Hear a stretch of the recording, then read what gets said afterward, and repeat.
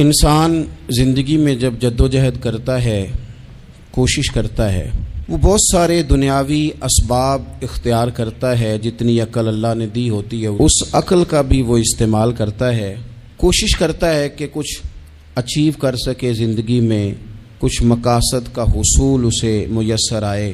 عزیز بھائیوں، ایک بات اپنے ذہن میں اچھی طرح بٹھا لیں اور لکھ لیں کہ زندگی میں جو کسی بندے کو کامیابی حاصل ہوتی ہے وہ رب تعالیٰ کی مدد سے حاصل ہوتی ہے۔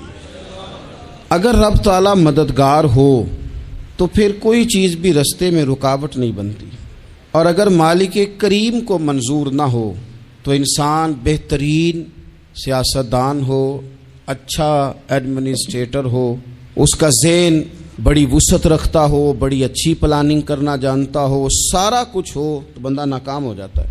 مسلمانوں کو جتنی کامیابیاں ملیں ان کا پس منظر صرف اتنا تھا کہ اللہ تبارک و تعالیٰ نے اپنے بندوں کی مدد فرمائی، اور اب تعالیٰ نے قرآن مجید میں اس حقیقت کا بیان کیا، فرمایا بل اللہ مولاکم، فرمایا بلکہ اللہ تمہارا مولا ہے، وَهُوَ خَيْرُ النَّاصِرِينَ، اور وہ بہترین مددگار ہے۔ وہ جو رب تمہارا مولا ہے وہ بہترین مددگار ہے، اور اگر وہ مدد کرے تمہاری، سورہ آل عمران میں آگے جا کے ارشاد فرمایا اگر اللہ مدد کرے تو پھر تم پر کوئی غالب نہیں آ سکتا، اور اگر وہ تمہاری مدد چھوڑ دے تو پھر کوئی تمہاری مدد کر سکتا، کوئی مدد نہیں کر سکتا۔ بدر کی جنگ بھی اور فتح مکہ بھی رمضان المبارک میں ہوا ہے۔ میں دونوں پر غور کر رہا تھا تو ایک نیا مضمون میرے ذہن میں آنے لگا۔ بدر کی جو جنگ ہے اس میں بھی ایک عجیب انقلاب آیا ہے کہ 313 نے 1000 سے مقابلہ کیا، اور جن 1000 سے مقابلہ کیا وہ اسلحے سے لیس تھے، اور یہ جو 313 ہیں ان کے پاس 6 زرہیں، 8 تلواریں، چند گھوڑے، لیکن اللہ نے کامیابی دی تو خود رب نے بیان کیا کس طرح دی، فرمایا وَلَقَدْ نَصَرَكُمُ اللَّهُ بِبَدْرٍ وَأَنْتُمْ أَذِلَّةٌ۔ وہ کامیابی اس طرح ملی ہے کہ رب نے تمہاری مدد کی تھی، تم تو کمزور تھے، اللہ نے بدر میں تمہاری مدد کی، تم جیت گئے۔ وَلَقَدْ نَصَرَكُمُ اللَّهُ بِبَدْرٍ وَأَنْتُمْ أَذِلَّةٌ، اللہ نے بدر میں تمہاری مدد کی، تم تو کمزور تھے۔ پھر فتح مکہ نصیب ہوئی تو اس میں بھی بہترین منصوبہ بندی نبی پاک علیہ السلام نے فرمائی، بہترین حکمت عملی حضور نے اپنائی، لیکن ہمیں جو اللہ رسول نے بات سمجھائی وہ کیا ہے؟ اذا جاء نصر اللہ والفتح، فرمایا جب اللہ کی مدد آئی اور فتح نصیب ہو گئی۔ یہ اللہ نے مدد فرمائی تمہاری، یہاں بھی فتح مکہ بھی اللہ کی مدد سے، جنگ بدر بھی اللہ کی مدد سے۔ وہ جو مدد ہے اللہ تعالیٰ کی، جب وہ ہم یہ کرتے ہیں کہ ہم اپنی ساری زندگی سیاست کی نظر کر دیں، ہماری سیاست صرف ملک میں نہیں ہوتی، ہماری سیاست خاندان میں بھی ہوتی ہے، ہم گھر کے اندر بھی سیاست کرتے ہیں، ہم کسی خاص طریقے سے لوگوں کو اپنے پیچھے چلانا چاہتے ہیں، ہم میں خاص اسلوب اختیار کرتے ہیں کہ لوگ ہمارے پیچھے چلیں۔ اس کا نقصان ہمیں یہ ہوتا ہے کہ سیاست جو ہوتی ہے یہ شطرنج کے ہیر پھیر کی طرح ہوتی ہے، تو اس کے راز بڑی جلدی کھلنے لگ جاتے ہیں، پتہ چل جاتا ہے کہ بندہ مخلص نہیں تھا، سیاست کر رہا تھا، طریقے سلیقے سے اس نے جوڑ کے رکھا ہوا تھا۔ ہم ہر جگہ سیاست کے بل بوتے پر چیزوں کو لے کے چلنا چاہتے ہیں، سیاستیں ناکام ہو جاتی ہیں، سیانے لوگ فیل ہو جاتے ہیں، بچتا صرف وہی ہے جس کے پیچھے رب تعالیٰ کی مدد شامل حال ہوتی ہے۔ اپنی زندگی کے اندر ہم جو کچھ بھی کر رہے ہیں، جس شعبے سے بھی ہمارا تعلق ہے، آج ہم نے اس بات پہ غور کرنا ہے کہ پہلے تو یہ غور کر لیں کہ جو کام ہم کر رہے ہیں کیا وہ کام ایسا ہے کہ اس میں اللہ کی مدد ہمیں ملے گی؟ اگر آپ کوئی معاذ اللہ ناجائز کام کر رہے ہیں، فعل حرام کا ارتکاب کر رہے ہیں، تو اس میں تو مدد الہی آئے گی نہیں۔ پہلے تو یہ دیکھیں جو کر رہے ہیں وہ کام مدد الہی والا ہے، اور اگر اللہ تعالیٰ کی مدد والا وہ کام ہے پھر اس پر غور کریں کہ کیا ہم نے مالک سے مدد کا سوال کیا ہے، ہمیں مدد میسر آ رہی ہے۔ وہ میں نے بزرگوں سے ایک بات سنی تھی، وہ بڑی یاد رہ گئی۔ وہ فرمایا کرتے تھے قابلیت بھی بڑی چیز ہے لیکن قبولیت سب سے بڑی چیز ہے۔ قابل ہونا بھی بڑی بات ہے لیکن زیادہ بڑی بات یہ ہے کہ اس کی بارگاہ میں قبول بھی ہے کہ نہیں۔ اپنی زندگی میں اللہ کی مدد کی طرف بڑھیں، مالک کی مدد کا حصول اختیار کرنے کی کوشش کریں، اللہ کے ساتھ اپنے آپ کو جوڑیں۔ اگر اللہ کی مدد نصیب ہو، یہ جو ہم جتنا ڈرتے رہتے ہیں، سہمے رہتے ہیں، پریشان رہتے ہیں کوئی کیا کر دے گا، ہمارے ہاں نا ہر شعبے میں معاذ اللہ ایک مافیا ہے، الا ماشاء اللہ۔ وہ مافیا کہتا ہے میرے ساتھ ملو گے تو میں چلنے دوں گا، ورنہ میں نہیں چلنے دوں گا، مارکیٹ میں آ ہی نہیں سکتا فلانا بندہ، چونکہ یہاں ہمارا قبضہ ہے۔ اور میرے بھائی پھر بہت سارے لوگ جن کی نیتیں اور ارادے بڑے اچھے ہوتے ہیں شروع میں، وہ بھی اس مافیا کا شکار ہو جاتے ہیں اور ان کے رنگ میں رنگ جاتے ہیں۔ یاد رکھنا، کسی شخص کی بلیک میلنگ کا کبھی شکار نہ ہونا، کبھی کسی کی میٹھی اور مسجع مکفہ باتوں کا شکار نہ ہونا۔ کوئی کیا کر سکتا ہے اگر اللہ مددگار ہو تو؟ جس کو رب کریم اٹھانا چاہے اسے کوئی گرا سکتا ہے؟ ہم یہ ڈرے ڈرے سہمے پریشان فیصلہ کرنے کی طاقت نہیں، مجھے چلنا چاہیے کہ نہیں، اٹھنا چاہیے کہ نہیں، کرنا چاہیے، اٹھ باندھ کمر کیوں ڈرتا ہے؟ پھر دیکھ خدا کیا کرتا ہے۔ حضرت عبداللہ ابن عباس فرماتے ہیں میرے نبی پاک علیہ السلام نے میری تربیت فرمائی، حضور نے میری تربیت فرمائی، اور محبوب پاک علیہ السلام نے فرمایا عبداللہ یاد رکھنا، یہ نوجوان دوست میری بات لکھ لیں، پریشان لوگ میری بات لکھ لیں، جن کے پاس قوت فیصلہ نہیں وہ اس بات کو لکھ لیں۔ حضرت عبداللہ ابن عباس فرماتے ہیں میرے نبی پاک علیہ السلام نے مجھ سے فرمایا تھا عبداللہ سن، اگر ساری دنیا مل کے تیرا کوئی نفع کرنا چاہے کر نہیں سکتی جب تک میرے رب کی رضا نہ ہو، اور فرمایا ساری دنیا مل کے تیرا کچھ بگاڑنا چاہے تو عبداللہ بگاڑ نہیں سکتی جب تک رب کریم کی حکمت کا تقاضا نہ ہو۔ لوگوں سے ڈرنا، لوگوں کی طرف دیکھنا، ماحول دیکھ کے اپنے راہ کا تعین کرنا، ہر بندے کے خیالات کے مطابق ڈھلنے کی کوشش کرنا، فلانا نہ ناراض ہو جائے، فلانا نہ ناراض ہو جائے، وہ جس نے ہونا ہو جائے، بس رب رسول ناراض نہ ہو۔ اپنی زندگی میں اپنے مالک کو مولا جان کے، بل اللہ مولاکم، اللہ تمہارا مولا ہے، وَهُوَ خَيْرُ النَّاصِرِينَ، وہ بہترین مددگار ہے۔ توجہ جب بھی کریں رب کی جانب کریں، اپنے دل کا قبلہ درست رکھیں، سوچوں کے زاویے سیدھے رکھیں۔ میرے بھائی مالک جب بندوبست کر دے نا، جب مالک بندوبست کر دے پھر ایسا بندوبست کرتا ہے کہ لوگوں کے پاس نا چارہ نہیں رہتا۔ حضرت مریم رضی اللہ تعالی عنہا پاک باز تھیں، مسجد میں رہی تھیں، پر مالک کی حکمت کے تقاضے بڑے عجیب ہے نا۔ پھر جناب مریم کو اللہ تعالیٰ نے بغیر شوہر کے اولاد عطا کر دی۔ یہ بات ہی ایسی تھی، وہ کسی نے کہا تھا کہ مخلوق تو فنکار ہے اس درجہ کے پل بھر میں سنگے در کعبہ سے بھی اصنام تراشے، تم کون ہو کیا چیز ہے داغ کبابی، لوگوں نے تو مریم پہ بھی الزام تراشے۔ تو لوگوں نے کہا کدھر سے لے آئی بچہ، تیرا باپ تو ایسا نہیں تھا، کہاں سے لے آئی؟ اللہ کرے میں آپ کو سمجھا سکوں، ذرا اپنے آپ کو وہاں کھڑا کریں کہ ایک پاک باز عورت، پاک باپ کی بیٹی، طیب ماں کی بیٹی، اور اللہ کے گھر میں پرورش پانے والی خاتون، ایک وہ وقت اور ایک یہ وقت کہ اس عورت کو کٹہرے میں کھڑا کر کے پوچھا جا رہا ہے کہ معاذ اللہ تیری گود میں بچہ جائز نہیں ہے، کہاں سے لائی ہے؟ اب خود سے صفائیاں بندہ کتنی کو دے، کتنی کو وضاحتیں کرے۔ اور میں نے تو اپنی زندگی میں دیکھا ہے زیادہ وضاحت دینے والے کو بھی لوگ جھوٹا سمجھنے لگ جاتے ہیں، زیادہ وضاحت دینے پر بھی لوگ کمزوری کا اظہار سمجھتے ہیں کہ کمزور پڑ گیا۔ آپ صلح کی کوشش کرتے ہیں، سامنے والا بزدل سمجھ لیتا ہے، زیادہ وضاحتیں بھی کمزور کر دیتی ہیں۔ اب حضرت مریم کو کٹہرے میں کھڑا کر کے کہا بچہ کس کا ہے؟ تو پھر خدا بندوبست جب کرے، اللہ جب مددگار ہو، تو پھر حضرت مریم کی گواہی درختوں سے نہیں دلوائی، اس نے پتوں سے نہیں دلوائی، پھر فرشتے نہیں بھیجے۔ حضرت مریم کہنے لگی مجھ سے نہ پوچھو، وہ جو پنگوڑے میں ہے اسی سے پوچھ لو، ان سے پوچھو نا، وہ کون ہے پوچھ لو، ان سے کر لو سوال۔ انہوں نے کہا پنگوڑے میں چند دنوں کا بچہ، یہ جواب دے گا؟ مددگار تھا رب، ان کی برات کا اعلان کرنا تھا مالک نے، اور جب مالک اعلان کر دے، جب مالک تیری صفائی دینا چاہے، جب مالک تجھے دنیا کے سامنے نکھارنا چاہے، تو پنگوڑے میں لیٹے حضرت عیسیٰ بول کے کہنے لگے انی عبداللہ آتانی الکتاب، فرمایا میں اللہ کا بندہ ہوں، رب نے مجھے کتاب عطا کر کے نبی بنا کے دنیا میں بھیجا ہے، میں اللہ کا بندہ ہوں، کتاب لے کے آیا ہوں، نبی بن کے آیا ہوں۔ پھر پنگوڑے سے اعلان ہو گیا، پھر بچہ بول پڑا۔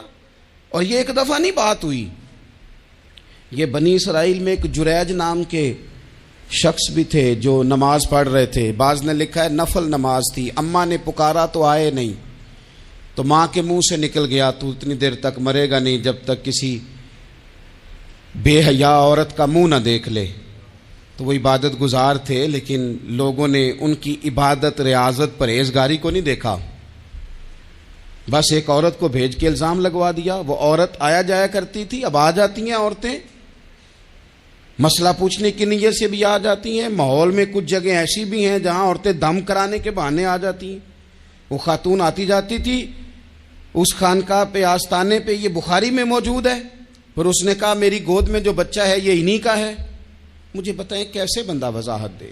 حالات خراب ہو گئے، لوگ کٹیا جلانے لگے، ماحول اور طرح کا بن گیا۔ میرے نبی پاک علیہ الصلوۃ والسلام فرماتے ہیں پھر اس رب کے بندے نے کہا مالک تو کریم ہے، تیری مشیت کا تقاضا آیا جو میری ماں نے جملے بولے تھے، پر اب میں وضاحت دینے کے قابل نہیں رہا، اب تو ہی کرم کرے گا تو دروازہ کھلے گا۔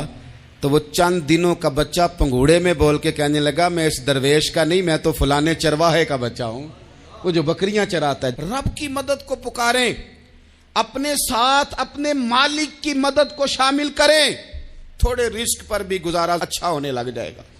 سارے لوگ آپ کو گرانے کی تدبیریں کر رہے ہوں گے اور مالک آپ کو عزتیں عطا فرما دے گا، اس کی بارگاہ سے حکمت کا تقاضا اور ہو جائے گا۔ ہم نے ساری زندگی لوگوں کو راضی کرنے میں گزار دی، ساری زندگی بڑھاپا آ گیا بچوں کو پالتے، اور بچوں نے آخری عمر میں کہہ دیا ابا اگر کوئی ڈھب کا کام کر لیتے تو آج ہمارے دن بھی پھر نہ جاتے۔ ساری زندگی گزار دی بہن بھائیوں کو راضی کرنے میں، ساری زندگی گزار دی ذمہ داریاں اٹھانے میں، ان کو 99 دفعہ دیا، ایک دفعہ نہیں دیا تو انہوں نے کہہ دیا تو نے تو کبھی دیا ہی نہیں، تو تھا ہی نہیں۔ ساری زندگی محلے داروں، علاقے والوں کو راضی کرنے میں گزار دی۔ اور میں نے ایسے لوگ بھی دیکھے دین کے لیے وقت گزارا، لیکن جب بڑھاپے میں دانت کام نہ کرتے تھے تو وقت کے مفتیوں کو بھی مسجدوں کی کمیٹیوں نے کہہ دیا اب آپ کی سمجھ نہیں آتی، ہم نے خطیب کو یور رکھنا ہے، نہ دیکھو دنیا کی طرف، دنیا رلا دیتی ہے، نہ راضی کرو بندوں کو، بندے تھکا دیتے ہیں، نہ پیچھے بھاگو ہر وقت دنیا داروں کے، یہ انسان کو کمزور کر دیتے ہیں۔ وہ تو کریم ہی بڑا ہے، 2 آنسو زمین پر بعد میں گرتے ہیں، بندے کے گناہ سارے پہلے معاف فرما دیتا ہے۔ اللہ کی مدد کا حصول، اپنے مالک کی مدد کی طرف بڑھنا، آپ کو بدر کی جنگ بھی یہی درس دے گی، آپ کو احد کا میدان بھی یہی سبق دے گا، فتح مکہ بھی یہی سبق دے گا۔ میرے دوستو، جب رب مدد فرمائے، جب اللہ مددگار بنے، دوستوں سے ایک بات اکثر کرتا ہوں، میں کہتا ہوں کہ جتنے درد سے آپ امیر کو اپنی کہانی سناتے ہیں نا، اور جس طرح آپ کے آنسو بات کرنے سے پہلے گر جاتے ہیں کہ غریب ہیں، بچیاں ہیں، کاروبار نہیں، او میرے سنگیو، اس سے آدھے آنسو اپنے رب کی بارگاہ میں بکھیرو، اس کے حضور عرض گزار ہو جاؤ، اس سے طلب کرو۔ ایک وقت انسان پر زندگی میں ایسا آتا ہے کہ اسے یوں محسوس ہوتا ہے کہ میرا سایہ بھی ذرا سا پیچھے ہٹ گیا ہے، اسے یوں لگتا ہے کہ میں کسی سہارے پہ ہاتھ ڈالتا ہوں تو وہ بھاگ جاتا ہے مجھ سے، لیکن مالک کی بارگاہ ایسی عظیم بارگاہ ہے، رب رسول کے آستانے اتنے بڑے ہیں کہ آپ جب وہاں کشکول طلب دراز کرتے ہیں تو جھولی پھیلانے میں دیر لگتی ہے، ان کو بھرنے میں تو کوئی دیر نہیں لگتی۔ ہم نے اپنا سوچ کا قبلہ ہی دنیا کو بنا لیا ہے۔ یہ جو اللہ والوں کی مدد ہے یہ تو ہے نہیں، اللہ ہی کی مدد ہے، لیکن یہ جو سیٹھوں کی طرف توجہ کرنا، نوابوں کی طرف توجہ کرنا، دنیا داروں کی طرف توجہ کرنا، اور اپنا مزاج اس طرح کا بنا لینا، یارو گردن کو جھکا دیتا ہے خیرات کا پتھر، جہاں میں مانگنے والوں کے سر کبھی اونچے نہیں ہوتے۔ اور اقبال کہتے ہیں غیرت ہے بڑی چیز جہانے تگ و دو میں، پہناتی ہے یہ فقر کو تاج سردارا۔ میں عرض کروں گا کہ اپنی آپ جب توجہ کا قبلہ اللہ رسول کو بنائیں گے تو رب فرماتے ہیں وَيَرْزُقْهُ مِنْ حَيْثُ لَا يَحْتَسِبُ، میں نہ تجھے وہاں سے رزق دوں گا جہاں سے کبھی تیرا گمان بھی نہیں گیا ہوگا، یہاں سے بھی مل سکتا ہے، تو نے سوچا بھی نہیں ہوگا۔ بخاری شریف میں حدیث ہے، حضرت جابر ابن عبداللہ فرماتے ہیں نبی پاک صلی اللہ علیہ وسلم نے 300 لوگوں کا ایک لشکر روانہ کیا کسی مہم کے لیے، کسی جہاد کے لیے۔ حضرت ابو عبیدہ بن جراح رضی اللہ تعالیٰ عنہ امیر لشکر تھے۔ فرماتے ہیں غربت اتنی زیادہ تھی، بھوک اتنی زیادہ تھی کہ ایک ایک کھجور دن میں ایک وقت کھانے کو ملتی تھی، اور کچھ دن ایسے آئے کہ اب کھجور بھی نہیں مل رہی۔ فرماتے ہیں اتنی زیادہ بھوک لگی مجاہدین کو 300 بندہ پتے کھا کے گزارا ہونے لگ گیا۔ یہ بخاری میں موجود ہے۔ آپ فرماتے ہیں کہ دریا کے کنارے ہمارا پڑاؤ تھا، ٹھہراؤ تھا، جب بھوک سے نڈھال ہو گئے نا، وَيَرْزُقْهُ مِنْ حَيْثُ لَا يَحْتَسِبُ، اللہ وہاں سے روزی دیتا ہے، گمان بھی نہیں ہوتا۔ فرماتے ہیں ایک مچھلی اللہ تعالیٰ نے دریا کے کنارے بھیجی، فرماتے ہیں وہ تھی تو مچھلی پر پہاڑ جتنی تھی۔ بخاری میں لفظ ہیں، حضرت جابر ابن عبداللہ رضی اللہ تعالیٰ عنہ فرماتے ہیں 300 آدمی 18 دن تک اس مچھلی کو کھاتے رہے، مچھلی ختم ہی نہیں ہوئی۔ مچھلیاں نہیں، مچھلی کہتے ہیں 18 دن 300 بندہ کھاتا رہا، مچھلی ختم ہی نہیں ہوئی۔ اور فرماتے ہیں کہ اس کی ہڈی نکال کے، کانٹا کہیں گے آپ اپنی زبان میں، کہتے ہیں وہ نکال کے نا تو اس کو کھڑا کیا نا جب، تو اونٹ کجاوے سمیت اس کے بیچ سے گزر جاتا تھا، 2 اس کے کانٹے جوڑے۔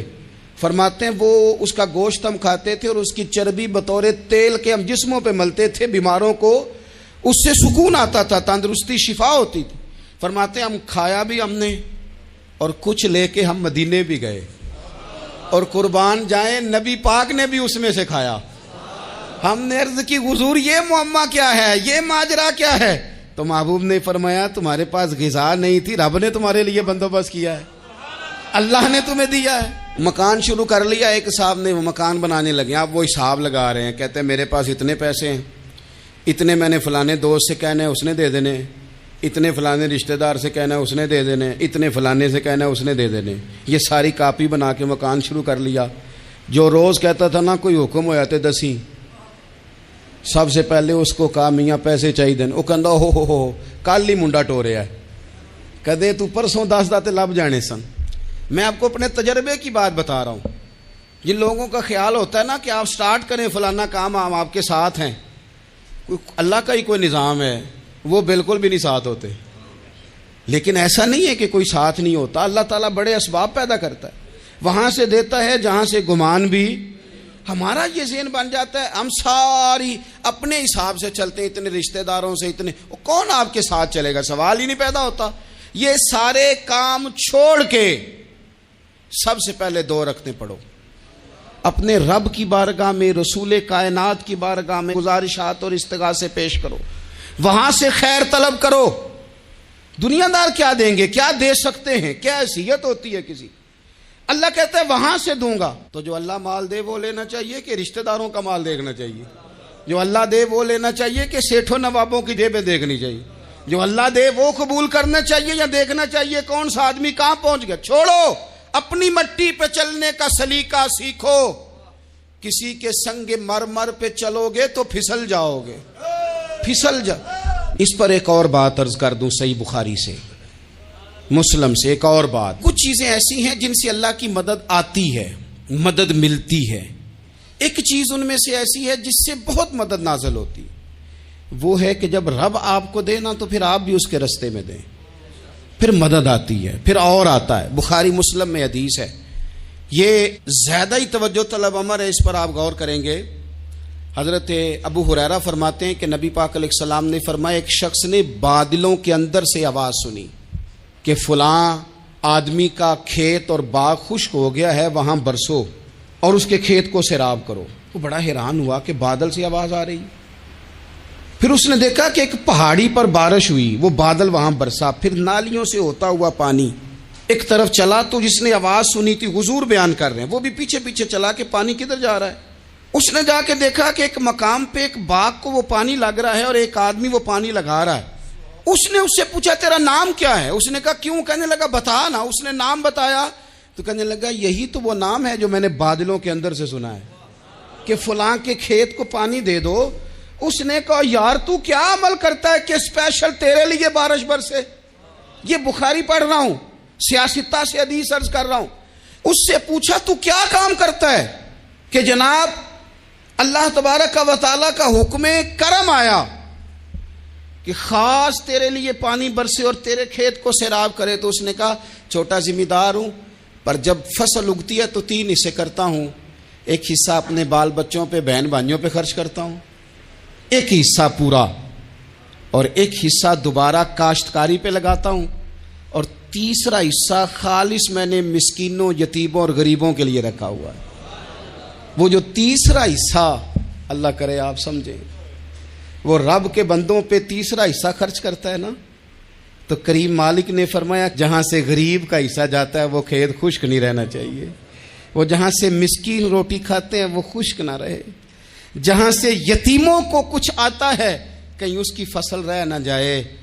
میں اور آپ بھی اگر اپنے مال میں مسکینوں، یتیموں، غریبوں کے حصے رکھ لیں گے تو فصلیں خشک نہیں رہیں گی، ان کے اندر تازگی آئے گی، نور آئے گا، کرم آئے گا، خاص کر خدا کی رحمت برسے گی۔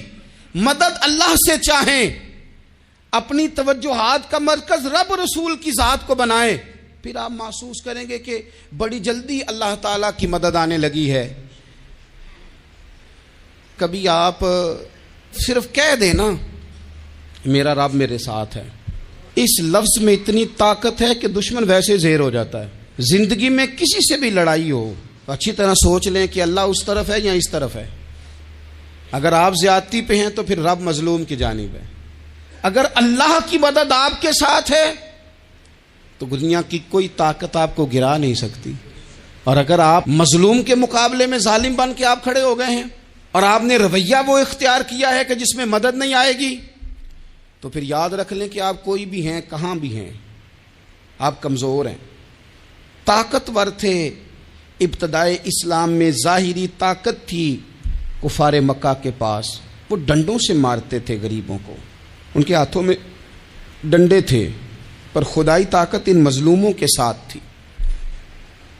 صاحب زرقانی نے لکھا ہے حضرت زنیرہ رضی اللہ تعالیٰ عنہ ایک لونڈی ہیں، غریب ہیں، ماڑے دا کی کام محمد نس جانا یا رونا، غریب سادی بی بی اور لونڈی کنیزہ، ایک مشرک کی کنیزہ تھی، انہوں نے کلمہ پڑھ لیا، وہ ڈنڈوں سے مارتا، دروں سے مارتا، تکلیف دیتا۔ حضرت زنیرہ رضی اللہ تعالیٰ عنہ کو اتنا مارا، اتنا مارا۔ اب آپ ایک اور پہلو پر بھی غور کریں، مار بھی پڑ رہی ہے پر خدا ادھر ہی ہے، اللہ کی مدد ادھر ہی ہے۔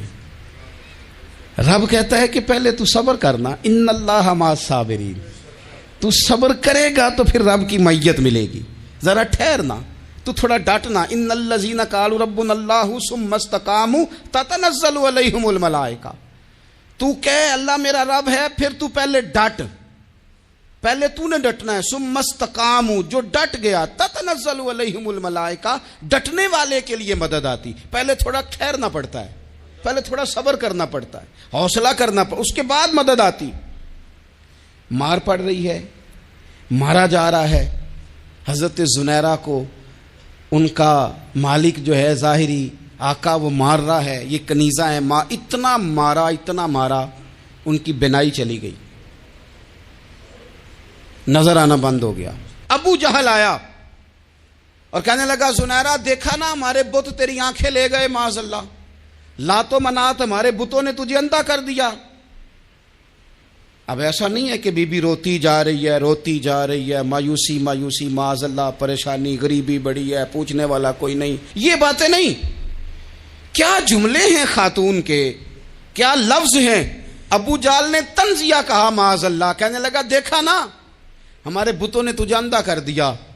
تو جناب زنیرہ آنکھوں کی بینائی گئی ہے، رات کو گئی ہے، دکھ ابھی تازہ ہے، لیکن اللہ پہ جو توکل ہے، اپنے مالک سے جو رشتہ ہے، وہ اتنا مضبوط ہے، اتنا طاقتور ہے، اس میں اتنی گہرائی ہے کہ حضرت زنیرہ بول کے نا اتنی قوت سے بولی، اتنی طاقت سے بولی کہ پورے کفر پر لرزہ طاری ہو گیا۔ فرمانے لگی تمہارے بتوں کی کیا اوقات ہے کہ وہ میری بینائی لے جائیں؟ یہ میری رب کی حکمت کا تقاضا ہے۔ جب تک اس نے چاہا زنیرہ دیکھتی رہی، اور جب اس نے چاہا زنیرہ کی آنکھوں کی بینائی چلی گئی، اور اگر وہ چاہے گا نا تو بینائی واپس بھی کر دے گا۔ اگر ہو ذوق یقین پیدا تو کٹ جاتی ہیں زنجیریں، اگر وہ چاہے گا تو بینائی آ بھی جائے گی۔ حضرت زنیرہ نے رات کو یہ لفظ کہے، ابو جہل اور سارے کفار ڈر کے سن کے چلے گئے، آپ اطمینان سے آ کے بستر پہ سوئی۔ جب سویرے اٹھی تو اللہ نے آنکھوں کی روشنی واپس کر دی تھی۔ آنکھوں کی اب چھڑی پکڑی ہے، بازاروں میں گھومتی ہیں، کہتی ہیں بلاؤ کدھر ہے تمہارے نات و منات، دیکھو میرے رب نے روشنی واپس کر دی۔ آ کر میرے ساتھ ادھر آ، ستمگر ہنر آزمائے، تو تیر آزما ہم جگر آزمائے۔ بیمار لوگوں یاد رکھو، کہہ دیا ڈاکٹر نے کہ تو بڑا بیمار ہے، تو بڑا کمزور ہے، یہ ہو گیا وہ ہو گیا، تو ڈاکٹر اپنے علم کے مطابق بات کر رہا ہے، ہوگا تو وہ جو میرا رب چاہے گا۔ کمزور ہو جانا، پریشان ہو جانا، تکلیف میں آ جانا، پتہ نہیں بات ہو گئی ہے تو جانے کیا ہو جائے گا۔ اپنی زندگی کے اندر اپنے رب سے رشتہ مضبوط کریں، رسول کائنات سے رشتہ مضبوط کریں، اللہ والوں سے رشتہ مضبوط کریں۔ حضرت زنیرہ نے پیغام دیا کہ زندگی میں جو جینا چاہتے ہیں تو وہ رب کا نام لے کے جی سکتے ہیں، جو اپنی زندگی میں خوشیاں دیکھنا چاہتے ہیں تو رسول اللہ کے نام پر خوشیاں دیکھی جا سکتی ہیں۔ توکل کی بنیاد پر بندہ خوشیاں لے سکتا ہے، اور اگر انسان میں توکل نہیں ہے تو پھر وہ اس کالے جادو سے بھی ڈر رہا ہے، وہ نیلے سے بھی ڈر رہا ہے، وہ پیلے سے بھی ڈر رہا ہے، وہ فلانے سے بھی ڈر رہا ہے، وہ میرے خلاف فلانا رشتہ دار سازش کر رہا ہے تو ڈر رہا ہے، فلانا میرے بارے میں یہ کر رہا ہے تو ڈر رہا ہے، وہ پتہ نہیں دنیا ادھر ہو جائے گی تو کیا ہو جائے گا، اٹھ باندھ کمر کیوں ڈرتا ہے، پھر دیکھ خدا کیا کرتا ہے۔ تو اس ساری گفتگو کا نچوڑ آپ کو یہ عرض کیا ہے، سب سے پہلے تو یہ کہ میدانوں میں مدد بھی اللہ کی، رزق میں مدد بھی اللہ کی، فصلیں خشک ہوں تو مدد پھر بھی اللہ کرے، تو پھر ساری مدد، اور اگر انسان بیمار ہو تو پھر بھی مدد اللہ کی۔ تو اپنے اللہ کی جانب توجہ کو بڑھائیں، آپ اللہ سے مدد کے سوالی بنیں۔ ترمذی کی ایک حدیث ہے، میں آپ کو زندگی کا تجربہ بتاتا ہوں کہ جب میں بڑا پریشان ہوتا ہوں تو یہ والی روایت کھول لیتا ہوں، مزہ دیتی ہے۔